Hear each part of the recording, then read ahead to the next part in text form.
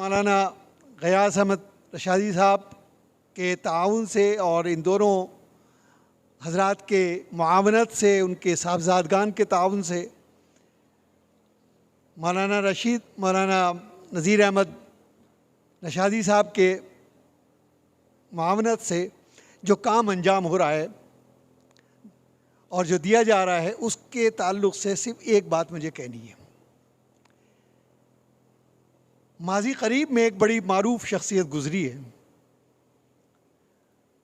حضرت مولانا احمد علی لاہوری، جو بہترین مفسر، بڑے قادر الکلام خطیب اور ایک بہترین عالم۔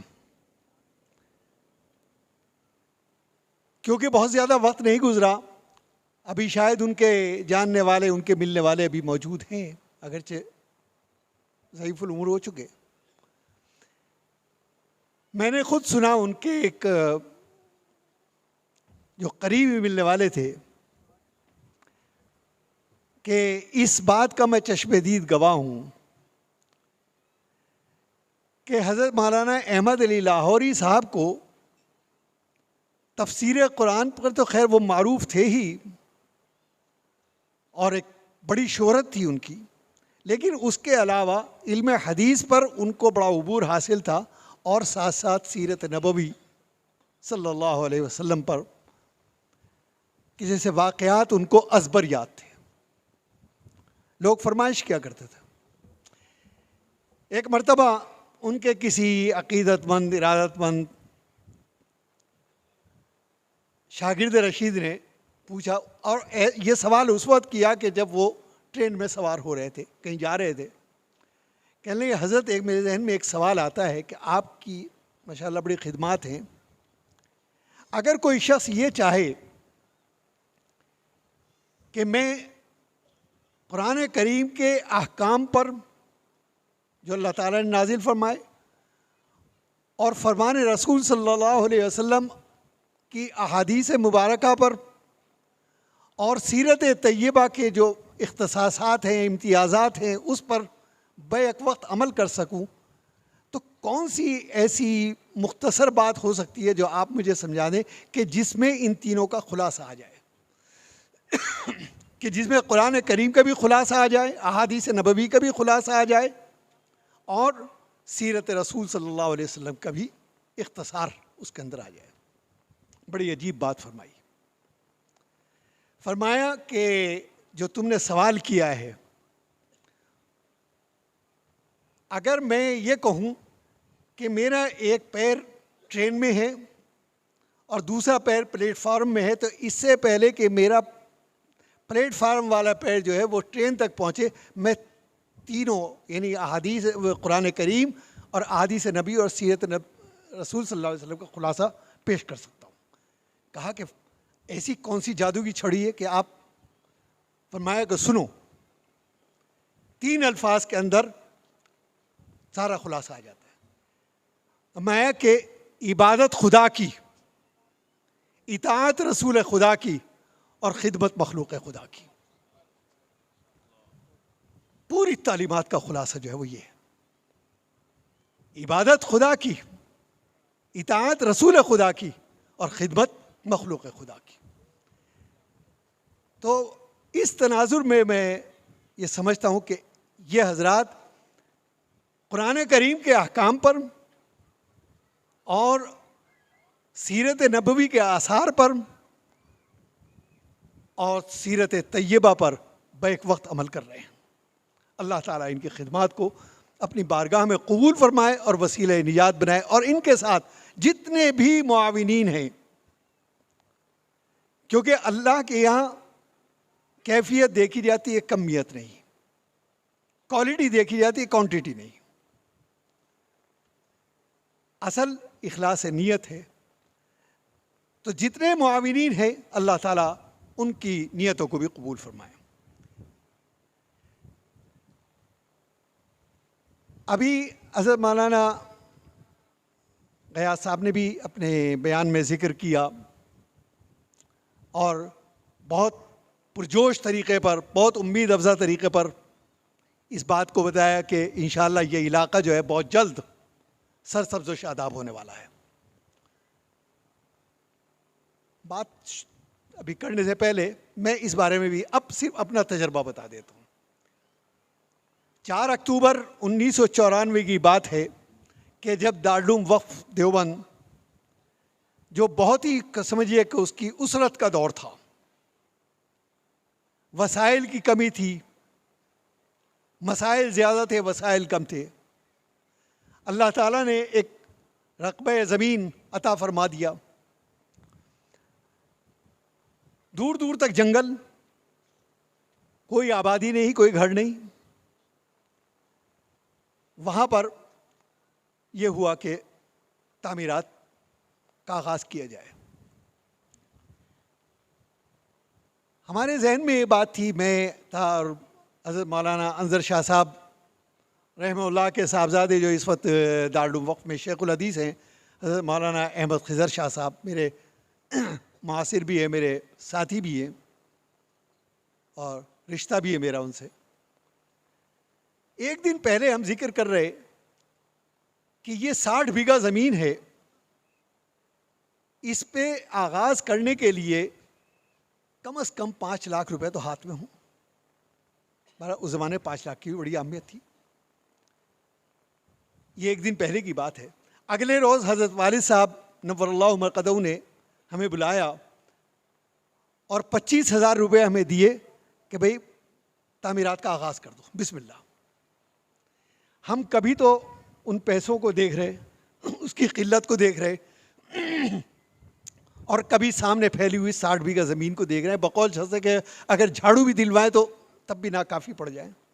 تو اس وقت حضرت نے ایک بات یہ فرمائی کہ مدرسوں کے اور اداروں کے کام اسی طرح سے ہوتے ہیں. ارادہ کرنا تمہارا کام ہے، پورا کرنا اس کا کام ہے. عزم کرو، ارادہ کرو، باقی ہے. اور آپ یقین کیجئے کہ 4 اکتوبر 1994 سے لے کر آج 2022-23 شروع ہو گیا ہے، ایک دن کام بند نہیں ہوا. اور اللہ نے اس علاقے کو جو برکت عطا فرمائی کہ آج قلب شہر بن گیا وہ محض 20 سال کے اندر. تو انشاءاللہ اس علاقے کے اندر بھی آپ کی اس مدرسے کی برکتوں سے اور آپ کی محنتوں سے، آپ کی جہود سے، آپ کی مساعی سے انشاءاللہ اللہ کی برکتوں کا نزول ہوگا انشاءاللہ. یہ تو سمجھیے کہ بطور تمہید کے. اب چند باتیں مجھے عرض کرنی ہے جو بھی میں نے آیت کریمہ آپ کے سامنے میں کہ وَإِن تَعُدُّوا نِعْمَتَ اللَّهِ لَا تُحْصُوهَا. حق تعالیٰ نے انسان کو بے شمار نعمتوں سے سرفراز فرمایا. کچھ نعمتیں ظاہری ہیں، کچھ معنوی ہیں. قرآن نے یہاں بہت چیلنج کے انداز میں کہا وَإِن تَعُدُّوا نِعْمَتَ اللَّهِ لَا تُحْصُوهَا. اگر تم شمار کرنا چاہو تو تمہاری عقل خپت ہو جائے گی، تمہارے کمپیوٹر، تمہاری تمام آلات، تمام وسائل ختم ہو جائیں گے، لیکن تو اللہ کی نعمتوں کو شمار نہیں کر سکتے. یہ ظاہری نعمتوں کے اندر ہمارا چلنا پھرنا، بیٹھنا اٹھنا، گویا بینائی، یہ کھانا پینا، یہ سب تمام چیزیں گنتے چلے جائیں گے. گویا زندگی کا پہلا سانس نعمتوں سے شروع ہوتا ہے اور زندگی کے آخری سانس تک نعمتوں کا نزول باقی رہتا ہے. معنوی نعمتیں ہیں، یہ علم، یہ اللہ کی بہت بڑی نعمت ہے. یہ مدارس، یہ اللہ کی بہت بڑی نعمت ہے. یہ اکابر کا ہمارے درمیان موجود ہونا، یہ اللہ کی بہترین نعمت ہے. کس کس چیز کا شکر ادا کریں گے؟ اگر ہمیں 50,000 سال کی بھی زندگی مل جائے اور ایک لمحہ بھی ہم شکر ادا کریں تو اس کی نعمتوں کے حق نہیں ادا کر سکتے، اس کے شکر کا حق نہیں ادا کر سکتے. یہ حقیقت ہے. تو یہ بے شمار وَإِن تَعُدُّوا نِعْمَتَ اللَّهِ لَا تُحْصُوهَا. لیکن سوال یہ پیدا ہوتا ہے کہ وہ کون سی ایسی نعمت ہے اگر ہم یہ کہیں کہ یہ نعمت جو ہے یہ اللہ کی سب سے بڑی نعمت ہے، تو ہمارے پاس اس کا جواب نہیں ملے گا. لیکن نبی کریم علیہ الصلوۃ والسلام نے اس کا جواب کہ انسان کو ملنے والی نعمتوں کے اندر سب سے بڑی نعمت جو ہے جس پر تمام نعمتوں کا دار و مدار ہے وہ یہ زندگی ہے. اگر زندگی نہ ہوتی تو تمام نعمتیں جو ہیں وہ ہمارے لیے بیکار تھیں. اور زندگی بھی کوئی معمولی نہیں. زندگی کا یہ تصور کہ آج جب پیدا ہوئے تو زندگی شروع, جب مر گئے تو زندگی یہ تو زندگی کا ایک بہت قلیل ترین, بہت کم ترین وقفہ ہے. ہمارا سب سے پہلے نمود اور ہمارا سب سے پہلا ظہور جو ہوا ہے جب کائنات بھی وجود میں نہیں آئی تھی, وہ عالم ازل میں ہوا. عالم ازل کے اندر ہم نے اس کی کیفیات کیا تھی وہ اللہ ہی جانتا ہے. وہ عقل سے ماورا چیز ہے, ہمارے فہم سے بہت اوپر کی چیز ہے. ہم نے کتنا عرصہ گزارا, کروڑوں برس ہم وہاں رہے. پھر اس کے بعد اللہ کی مشیت کہ ہمیں وہاں سے عالم غیب کے اندر منتقل کر دیا گیا. عالم غیب میں ہم نے ایک بہت طویل ترین وقت گزارا, لاکھوں کروڑوں برس گزارے. پھر اس کے بعد عالم الست میں منتقل کیے. یہ انتقالات ہو رہے ہیں ہمارے. عالم الست وہ کہ جہاں تمام بنی نوع انسانی کو اللہ تعالیٰ نے اپنا دیدار کرایا اور ایک سوال کیا کہ الست بربکم, کیا میں تمہارا رب ہوں. سوال کی نوعیت خود بتا رہی ہے کہ ہم نے اپنے مکمل ہوش و حواس کے اندر اپنی بینائی کے ساتھ, اپنی سنوائی کے ساتھ, اپنی عقل کے ساتھ, اپنے فہم کے ساتھ, اپنے شعور کے ساتھ ہم نے اپنے اللہ کا دیدار کیا. کیونکہ سوال جو کیا جاتا ہے وہ اس سے کیا جاتا ہے کہ جس میں سوال کو سمجھنے کی صلاحیت ہو, جو سوال کو سمجھ بھی رہا ہو, سن بھی رہا ہو, دیکھ بھی مخاطب کو دیکھ بھی رہا ہو. الست بربکم, کیا میں تمہارا رب ہوں. تو سب سے پہلے روح محمد صلی اللہ علیہ وسلم گویا ہوئی کہ بلا, بے شک آپ ہمارے رب ہیں. گویا ہم نے حق تعالیٰ کے سامنے روبرو اس کا اقرار کیا کہ آپ ہمارے رب ہیں, ہم آپ کی مخلوق ہیں, جو آپ حکم دیں گے ہم اس کی اطاعت کریں گے. فرمایا بھول مت جانا, میں پیغامبر بھیجتا رہوں گا تمہیں یاد دلانے کے لیے. پھر اس کے بعد ہم پر ایک نیند طاری کر دی گئی اور ہمیں عالم ارواح کے اندر منتقل کر دیا گیا. اب عالم ارواح سے ہم آ رہے ہیں, چلے آ رہے ہیں, جس کو علامہ اقبال نے کہا نا کہ یہ دنیا ناتمام ہے شاید کہ آ رہی ہے عالم سے صدائے کن فیکون, کہ ادھر کن فیکون ہو رہا ہے, ادھر ہم آ رہے ہیں اور وقت پہ آتے رہیں گے. پھر اس کے بعد ہم منتقل ہوئے, پھر انتقال ہوا, صلب در صلب منتقل ہوتے رہے اور بطن مادر کے اندر ہم پہنچ گئے. اور وہاں ہم نے 9 مہینے کا عرصہ گزارا. وہ 9 مہینے کی ایک مکمل زندگی. اگر اس زندگی میں کوئی ہم سے یہ سوال کرتا اور ہم جواب دینے کے قابل ہوتے, وہ بچہ جواب دینے کا قابل ہوتا بطن مادر سے, اور ہم سمجھنے کے قابل ہوتے اور ہم اس سے پوچھتے کہ کیسی زندگی ہے, تو کیا کہتا کہ بہت شاندار زندگی ہے, بہت لاجواب زندگی ہے, میں جس جگہ پر ہوں. ہم پوچھے کہ کھاتے کیا ہو, کہ بہترین غذائیں مل رہی ہیں مجھے یہاں. اگر اس سے یہ کہا جائے کہ جس دنیا سے اب نئی دنیا کے اندر منتقل ہونے والے ہو وہ اتنی بڑی ہے کہ اس جیسی کروڑوں دنیایں اس کے اندر سما جائے. ماں کا پیٹ تو اتنا ہی سے ہوتا ہے اور اس دنیا کے اندر کروڑوں پیٹ سما جائیں گے. اور ایک ایسی دنیا ہے جہاں سمندر ہیں, پہاڑ ہیں, دریا ہیں, باغات ہیں, تو وہ نہیں سمجھے گا, اس لیے کہ وہ ان حقیقتوں کو جانتا ہی نہیں. وہ اس حقیقت سے واقف نہیں ہے. لیکن جب وہ یہاں دنیا کے اندر آنکھ کھولتا ہے آ کے, تب اسے احساس ہوتا ہے کہ میں تو بہت چھوٹی سی دنیا کے اندر تھا. کہنے کا مقصد یہ ہے کہ ہم ارتقاء کی طرف بڑھ رہے ہیں, ترقی کی طرف بڑھ رہے ہیں. یہاں سے عالم برزخ میں منتقل ہو جائیں گے, عالم برزخ سے عالم حشر کی طرف چلے جائیں گے اور پھر جنت. غرض یہ ایک انتقالات ہیں. تو یہ نعمتیں ہیں. تو اتنی طویل ترین زندگی جو ہمیں عطا ہوئی, اس کے لیے کوئی نہ کوئی تو مقصد ہونا چاہیے. ہم اگر چھوٹا سا کوئی سفر کرتے ہیں تو سب سے پہلے اپنا مقصد متعین کرتے ہیں. اگر آپ ٹرین کے اندر بیٹھے ہیں اور کوئی شخص آپ سے یہ پوچھے کہ آپ کہاں جا رہے ہیں اور آپ کہیں کہ میں بس کہیں نہیں جا رہا, ایسے ہی بیٹھ گیا, تو لوگ کہیں گے دیوانہ ہے. اس لیے کہ ہدف اور مقصد جو ہے وہ انسان کی زندگی, انسان کو باشعور بناتا ہے. اور یہ مدارس, یہ مساجد, یہ معاہد, یہ اسکول, یہ درسگاہیں, یہ دانشگاہیں, یہ شعور پیدا کرنے کی فیکٹریاں ہیں. ظاہر ہے ان سے بڑا محسن اور کون ہو سکتا ہے ہمارا؟ کوئی نہیں ہو سکتا.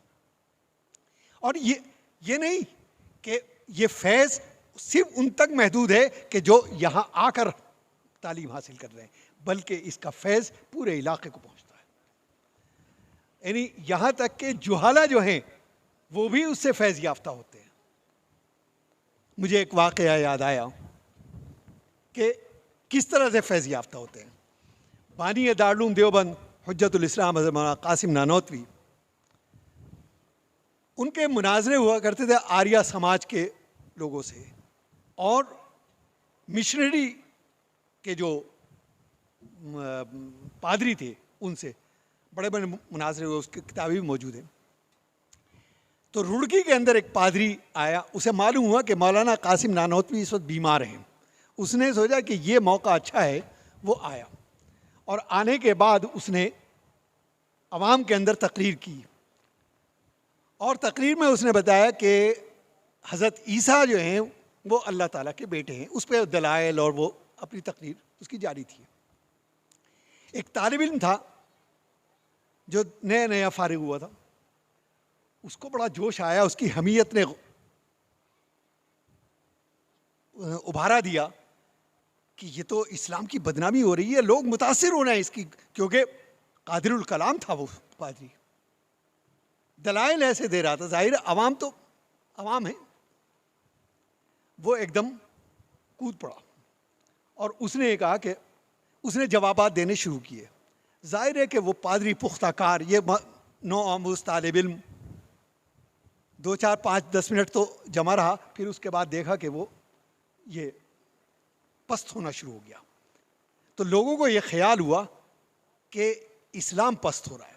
وہاں ایک بھٹیارا بیٹھا ہوا تھا جو روٹی بنا رہا تھا, اسے یہ خیال ہوا کہ اگر آج یہ پادری جیت گیا تو اسلام کی بڑی بدنامی ہوگی. ظاہر ہے وہ ایک جاہل آدمی تھا بالکل, لیکن علماء کا صحبت یافتہ تھا. مدرسے کے قریب اس کا یہ بھٹیار خانہ تھا جہاں وہ روٹی بناتا تھا. میں عرض کر رہا ہوں کہ اس کے اثرات کہاں تک پہنچتے ہیں. اسے جوش آیا اور وہ اٹھ کے کھڑا ہوا اور اس نے اس طالب علم کو دھکا دیا کہ جی مل صاحب تم ہٹو, جاہل سے جاہل آدمی نمٹے گا, تم تو پڑھے لکھے آدمی ہو, یہ بھی جاہل میں بھی جاہل. اور اس کے بعد آ گیا اور کہا کہ پادری صاحب یہ بتائیے کہ آپ کیا کہہ رہے ہیں. اس نے کہا بھائی تیرے سے کیا بتائیں, تو ایک جاہل آدمی ہے, روٹی بنا تو اپنا. کہا کہ نہیں, سننے کا حق تو مجھے بھی ہے, سوال کرنے کا حق مجھے بھی ہے, آپ بتائیں مجھے کیا. کہ بھائی میں یہ کہہ رہا ہوں کہ حضرت عیسیٰ علیہ السلام جو ہیں وہ اللہ تعالیٰ کے بیٹے ہیں. کہ اچھا جی یہ بات ہے کہ وہ بیٹے ہیں, کہ ہاں بیٹے ہیں ان کے. کہ اچھا چلو جی یہ تو بات ہو گئی طے کہ وہ اللہ کے بیٹے ہیں. ایک بات یہ بتائیں کہ اللہ تعالیٰ کی عمر کتنی ہے, اللہ تعالیٰ کی عمر کتنی ہے.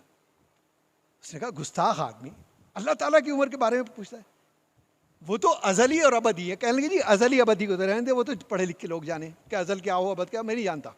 مجھے تو سیدھے سیدھے بتائیں کہ اتنے سال کی عمر ہے, 1,00,000 سال 1000 سال 50 سال 100 سال کتنی ہے. کہ بھائی یہ سمجھ لیں کہ ان کی بہت بڑی عمر ہے. کہ جی ایسے نہیں, مجھے ہندسوں میں بتاؤ کتنی سال کی عمر ہے. کہا کہ یہ سمجھ لیں کہ کروڑوں برس کی ہے عمر. چلو جی مان لیا کہ ہم یہ مان لیتے ہیں کہ 2 کروڑ برس کی عمر ہے ان کی. تو اللہ تعالیٰ نے 2 کروڑ برس میں ایک ہی بیٹا پیدا ہوا.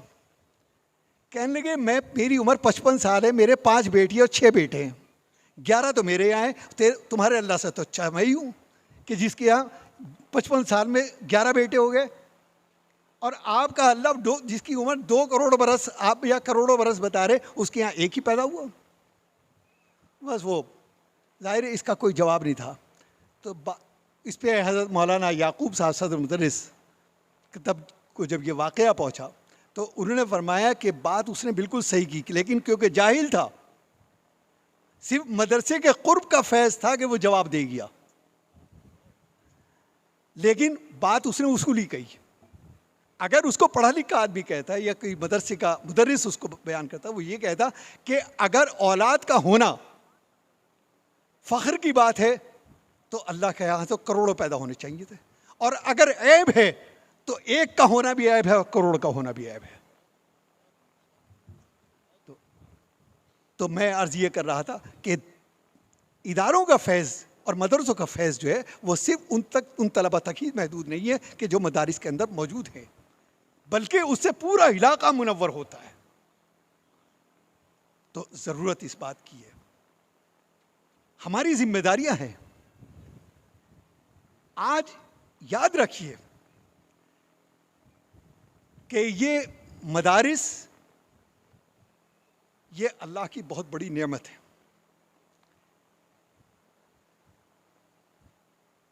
یہ بھی بہت پرانی بات نہیں ہے۔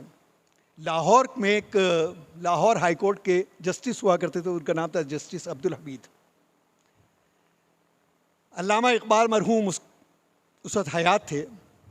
ایک مجلس میں ایک تقریب تھی، وہاں جسٹس عبدالحمید بھی تھے اور علامہ اقبال بھی تھے اور بھی مشاہرین بیٹھے ہوئے۔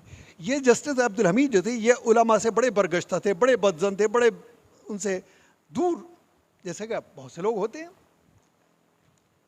کہ صاحب یہ علماء جو ہیں کچھ نہیں کر رہے ہیں، کیا بیکار کی باتیں ہیں، یہ مدرسے، یہ ان کے خیالات تھے۔ تذکرہ نکلا اور انہوں نے اپنے خیالات کا اظہار علامہ اقبال کے سامنے کیا، تو علامہ اقبال نے ایک بڑی تاریخی بات کہی۔ انہوں نے کہا کہ عبدالحمید صاحب، ان بوریا نشین علماء کو کچھ مت کہیے، ان کی خدمات کیا ہیں، اگر آج یہ نہ ہوتے، آج یہ مدارس ہندوستان کے اندر نہ ہوتے تو ہندوستان کا حال اسپین سے مختلف نہ ہوتا، کہ جہاں 882 برس مسلمانوں نے بڑی تمتراک حکومت کی، اور آج وہاں گائیڈ یہ بتاتا ہے کہ یہ الحمرا ہے، یہ اشبیلیہ ہے، یہ طلیطلہ ہے، یہ فلاں ہے، یہ فلاں ہے، یہ فلاں ہے۔ اگر یہ علماء نہ ہوتے، اگر یہ مدارس نہ ہوتے تو ہندوستان میں بھی گائیڈ بتا رہا ہوتا کہ یہ ان قوم کی عظمت رفتہ کے کھنڈرات ہیں کہ جنہوں نے 1000 برس ہندوستان پہ حکومت کی تھی۔ ان کے ظاہر پر مت جائیے کہ آپ ان کے کپڑوں سے، ان کے حلیوں سے، ان کے مدرسوں کی خستہ حالی سے آپ ان کے مقام عظمت کا اندازہ نہیں لگا سکتے۔ آپ ان کے کاموں سے، ان کے آثار سے اور ان کے جو نسلوں پر اس کے اثرات پڑ رہے ہیں، اس سے آپ جب موازنہ کریں گے تب آپ کو ان کی عظمت کا اندازہ ہوگا کہ انہوں نے یہ کام کیا کر رہے ہیں۔ تو بہرحال منشا یہ ہے کہ یہ بہت عظیم ترین خدمت ہے۔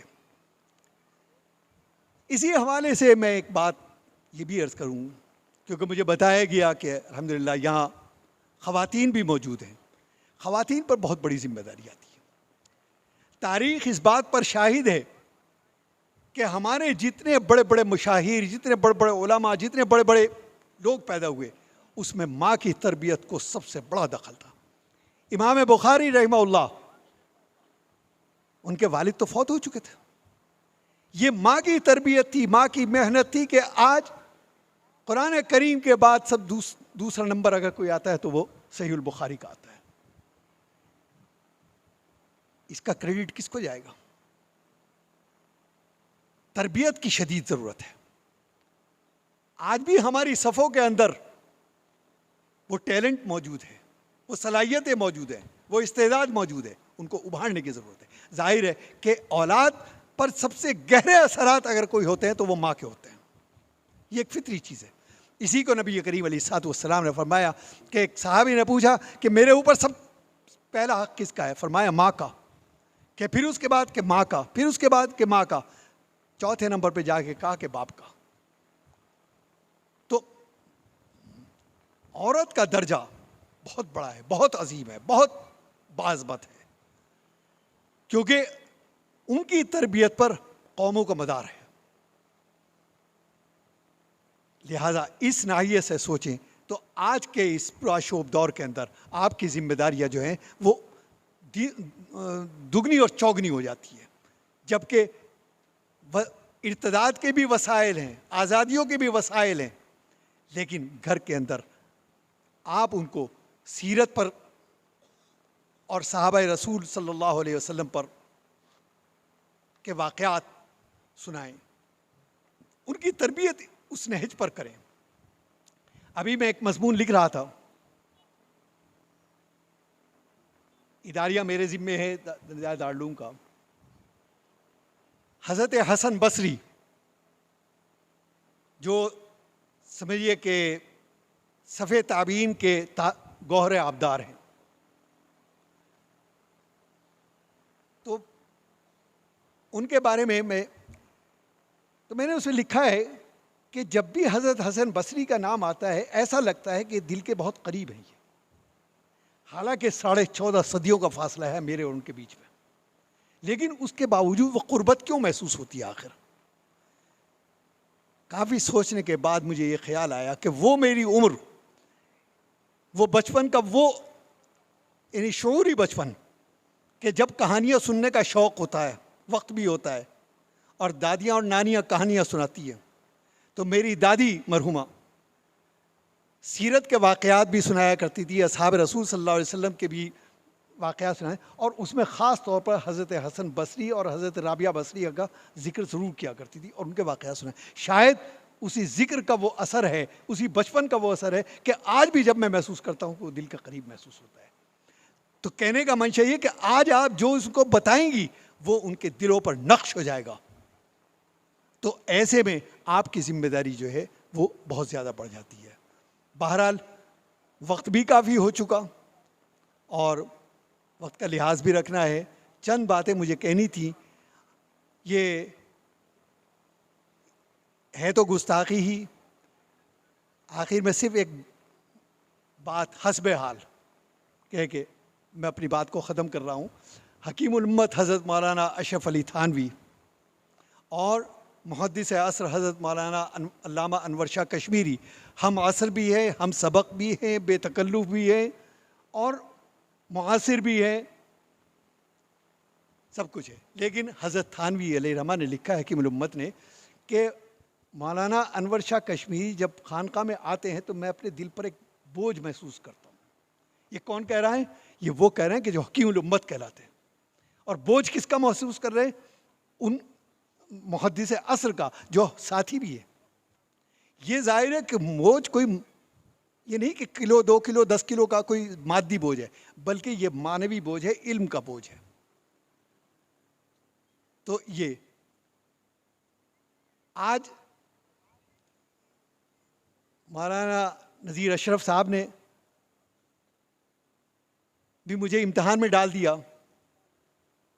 کہ اس مجلس میں حضرت مولانا صغیر احمد صاحب دامت برکاتہم عالیہ موجود ہیں، اور ان کی موجودگی میں مجھ جیسے طالب علم کو یہ کچھ کہنا جو ہے وہ اسی بوجھ کے مترادف ہے کہ میں بہت بوجھ محسوس کر رہا ہوں حضرت کے۔